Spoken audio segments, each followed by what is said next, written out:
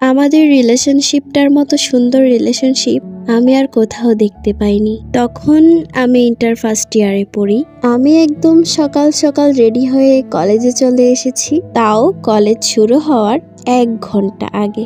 তখনও আমাদের কলেজের গেট খোলেনি। কোনো একটা মানুষের জন্য বাহিরে দাঁড়িয়েই অপেক্ষা করছিলাম। হঠাৎ দেখি দূর থেকে কে যেন আমার দিকে তাকিয়ে তাকিয়ে উপরের দিকে হাতটা নাড়াচ্ছে। অনেক দূর থেকে আবিষ্কার করলাম এটাই বোধহয় সে ধীরে ধীরে আমার কাছে আসলো, আমাকে জিজ্ঞাসা করলো, আপনি কি সেই যাকে আমি খুঁজছি? এখন আপনাদের প্রশ্ন হতে পারে যে তার সাথে যদি আমার রিলেশনই ছিল তাহলে সে আমাকে চিনতে পারছে না কেন? অপেক্ষা করেন, বলছি।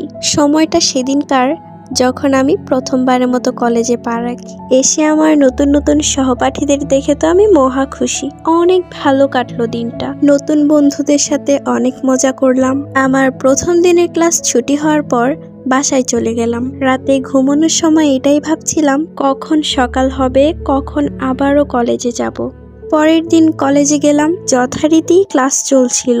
তখন আমাদের সকল টিচার একত্রিত হয়ে আমাদের সকল স্টুডেন্টদের উদ্দেশ্যে বলল, তোমরা যারা যারা সোশ্যাল মিডিয়া অ্যাকাউন্ট ব্যবহার করো, তোমরা তো অবশ্যই হোয়াটসঅ্যাপ চিনো এবং ব্যবহার করো, আর যদি না করো তাহলে এখন থেকে করতে হবে।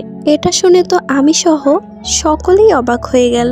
হঠাৎ শিক্ষকরা এ কথা কেন বলছে? তখন আমাদের প্রধান শিক্ষক বলে উঠল, তোমাদের প্রত্যেকটা শিক্ষকের একটা করে হোয়াটসঅ্যাপে গ্রুপ আছে। সেই গ্রুপগুলো হলো প্রত্যেকের বিষয় ভিত্তিক। তোমরা যারা যারা হোয়াটসঅ্যাপ ব্যবহার করো, তোমাদের নাম্বারগুলো লিখে দাও, আর নয়তো তোমাদের আশেপাশে অন্য পাড়া প্রতিবেশী বা তোমাদের পরিবারে কারো হোয়াটসঅ্যাপ নাম্বার লিখে দাও, যাতে আমরা কলেজের সকল আপডেট যে কোনো সময় বাসায় বসেও জানাতে পারি, এবং এটা আমাদের অনেক গুরুত্বপূর্ণ কাজ করতেও সহায়তা করবে। তখন নির্দ্বিধায় আমি আমার হোয়াটসঅ্যাপ নাম্বারটা লিখে দিয়ে দিই এবং সবাই এটা করে। আমাদের শিক্ষক 2টা ছেলেকে দায়িত্ব দেয় আমাদের থেকে নাম্বারগুলো সংগ্রহ করার জন্য।